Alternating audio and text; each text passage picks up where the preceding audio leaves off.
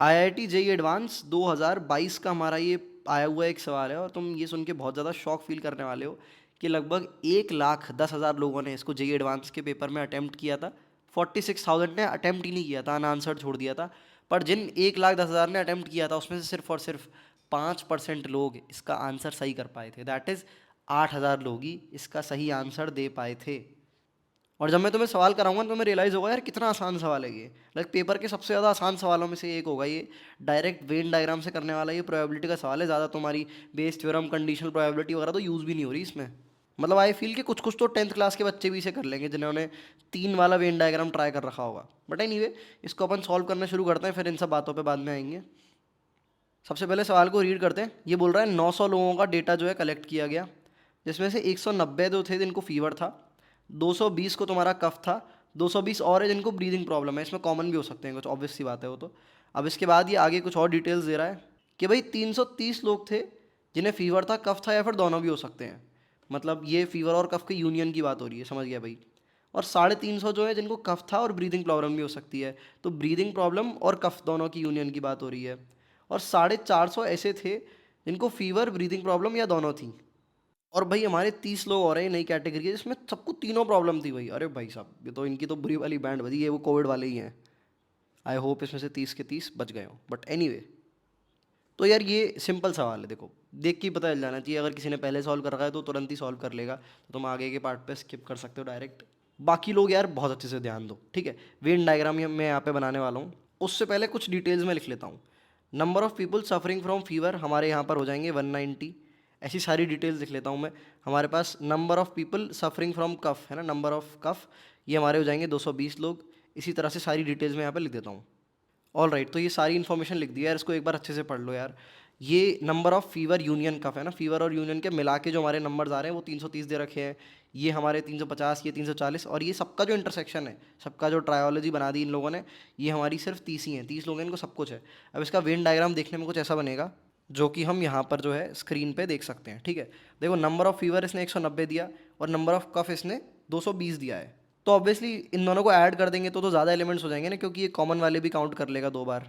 तो यहाँ पर अपन क्या करते हैं, सबसे पहले कैलकुलेट करने की कोशिश करते हैं कि ये वाला पार्ट जो है, ये जो पूरा पिंक कलर से मैंने कर दिया, बेसिकली फीवर इंटरसेक्शन कफ वाले लोग कितने होंगे।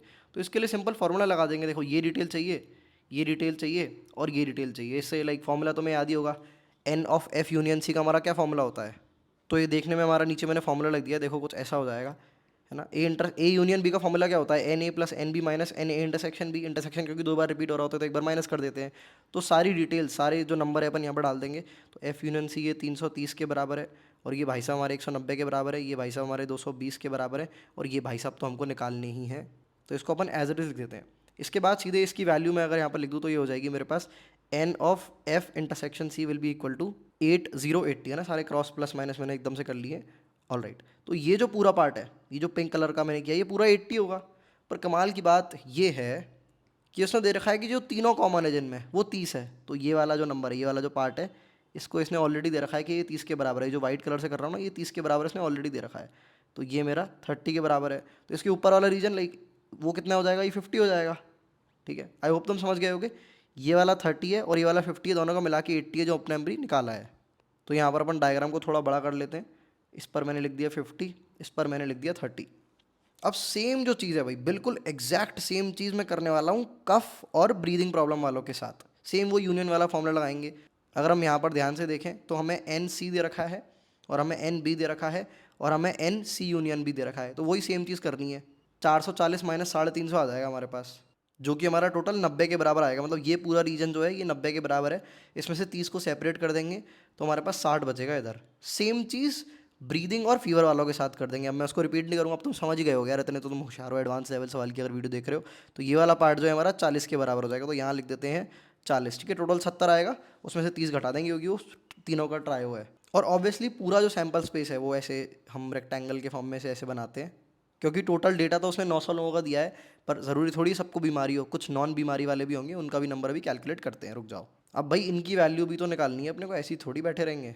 तो ये तो बड़ा आसान है भाई। देखो, नंबर ऑफ़ लोग जिनको कफ है वो कितने हो जाएंगे, है ना। ये पूरा जो है, ये पूरा गोला जो है, ये हमारा 220 के बराबर है, उसने दे रखा है। तो हमें चाहिए सिर्फ कफ वाले, है ना, सिर्फ कफ जिनको और कोई बीमारी नहीं है। तो इसको कैलकुलेट कर लेंगे, ये हो जाएगा 220 माइनस ये 50 माइनस ये 30 माइनस ये 60, तो ये सिंपली हो जाएगा -80 -60 है ना, 50 और 30 को ऐड करके 80 कर दिया और -60, तो 220 - 140। तो इसका सिंपली अपन नंबर लिख देते हैं यहाँ पर, ये हो जाएगा हमारा नंबर 80 के बराबर, इसके नीचे वाला 90 के बराबर हो जाएगा और ये हमारा 70 के बराबर हो जाएगा। सेम चीज़ करके कैलकुलेट किया है मैंने, वेन डायग्राम के जिसने अच्छे खासे सवाल लगा रखे होंगे वो पट पट से सॉल्व कर लेगा ये। अब इन सब का एक बार सम निकाल देते हैं, ठीक है। ये सब पूरा हमारा हिसाब किताब जो है कितने के बराबर है, बेसिकली ये मैं कैलकुलेट कर रहा हूँ n of f union b union c, ठीक है, बिना रिपीटेशन के साथ सारे एलिमेंट कितने आ रहे हैं।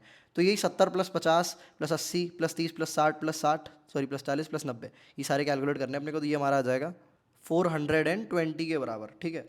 तो बेसिकली 420 लोग हैं जो किसी ना किसी बीमारी से सफ़र कर रहे हैं, तो हमारे पास ऐसे लोग जो किसी बीमारी से सफ़र नहीं कर रहे वो हो जाएंगे 900 - 420, क्योंकि लाइक डेटा तो हमें 900 लोगों का दिया था ना, तो 900 - 420 जो है हमारा सिंपली 480 के बराबर हो जाएगा। तो बाहर जो लोग बैठे होंगे जिनको कोई बीमारी नहीं है, बच गए भाई, ये बच गए, ठीक है। ये जो घर में बैठे हुए थे बढ़िया से प्रोटोकॉल फॉलो कर रहे थे वो हैं ये, और ये 480 हैं टोटल। अब वो पूछ रहा है भाई ऐसे लोग बता, अब तो हो गया सवाल भाई ख़त्म, खेल ख़त्म पूरी तरह से। पूछ क्या रहा है, then the probability that a person has at most one symptom. अच्छा भाई, इसमें आधे लोगों की बैंड बजेगी, एट मोस्ट क्या है भाई ये, है ना, जो सवाल ही ट्राई नहीं किया वो एकदम कंफ्यूज हो जाएगा। एट मोस्ट मतलब ज़्यादा से ज़्यादा एक सिम्टम और 0 सिम्टम वाले दोनों कैलकुलेट किए जाएंगे, कंसिडर किए जाएंगे इसमें। तो एट मोस्ट वन सिम्टम वाले इसमें ये देखेंगे, एक तो ये वाला जो पार्ट है हमारा जिसको सिर्फ एक ही डिसीज़ है, या तो सी वाले ये वाले कैलकुलेट हो जाएंगे, या फिर ये जिसको सिर्फ फीवर है ये वाले आ जाएंगे, या फिर जिसको सिर्फ ब्रीदिंग प्रॉब्लम है, ठीक है। तो बेसिकली अपने को क्या कैलकुलेट करना है, ये वाला एरिया हो जाएगा एक तो अपना, एक अपना ये वाला एरिया हो जाएगा, एक अपना ये वाला एरिया हो जाएगा। जिनको 2 है या 3 है उनको एलिमिनेट कर देना है अपने को। तो it will be nothing but 80 + 70 + 90 और साथ में अभी 480 को भी ऐड करना पड़ेगा क्योंकि उसने एटमोस्ट बोला है ना, एटमोस्ट 1। तो यहाँ पर वो भी आएंगे जिनको एक भी बीमारी नहीं है, ये 480 तो बैठे हुए हैं। और टोटल कितने लोग हैं भाई, टोटल हैं 900 ही लोग हैं ना, हाँ 900 लोग हैं। तो इसको कैलकुलेट करोगे तो ये पूरा आएगा 720 / 900, ये 0 0 काट पीट के तुम्हारा 0.8 के बराबर आंसर आ जाएगा। प्रोबेबिलिटी कभी 1 से बड़ी होनी नहीं चाहिए। बिल्कुल मस्त एकदम सही आया है अपना, डेसिमल में इसका आंसर करना होगा। देख रहे हो सवाल आसान था यार, मुझे समझ नहीं आया। तुम लाइक मैं बोल रहा हूँ मैंने तो बहुत सारे सवाल लगा रखे हैं, ऐसे बोलोगे यार तुम्हारे लिए तो आसान होगा, नहीं बट जेन्युइनली आसान था यार, कुछ ज़्यादा लॉजिक था ही नहीं इसमें, सिर्फ वेन डायग्राम बनाना था, थोड़ा पेशेंस रखना था। और भाई जो इतनी बढ़िया प्रैक्टिस करता है उसकी स्पीड भी बहुत तगड़ी हो जाती है, तो जल्दी भी हो गया होगा। मैं तो तुम्हें समझा रहा हूँ तो इसीलिए समय लग रहा है समझाने में। अब इससे क्या ऐसा क्यों है भाई कि इतने सारे लोगों का 1,01,000 लोगों का ये गलत हो गया, सिर्फ 8,000 लोगों का ही सही हुआ, मतलब जिसकी 9,000 रैंक आई हुई क्या उसका सही नहीं हुआ होगा क्या? अजीब बात है भाई। अलग अलग तरह के कमेंट्स हम इन स्टैट्स के बेसिस पर कर सकते हैं, पर मैं एक चीज़ तुम्हें बताना चाहता हूँ यार, पेपर में बैठ के जो बैंड बजती है ना वो बहुत बुरी होती है, समझ रहे हो। पेपर में बैठते वक्त जो टेम्परामेंट होता है ना, कितनों ने तो सिली मिस्टेक कर दी होगी। इसीलिए मैं इस पर बहुत एम्फेसाइज करता हूँ कि भाई पेपर हमें बैक टू बैक अपने पेपर देने की फ्रिक्वेंसी बहुत बढ़ानी होनी चाहिए, बिकॉज ज़्यादातर लोगों के number 30-40 number 20-30 number silly mistakes वगैरह में ही कट जाते हैं।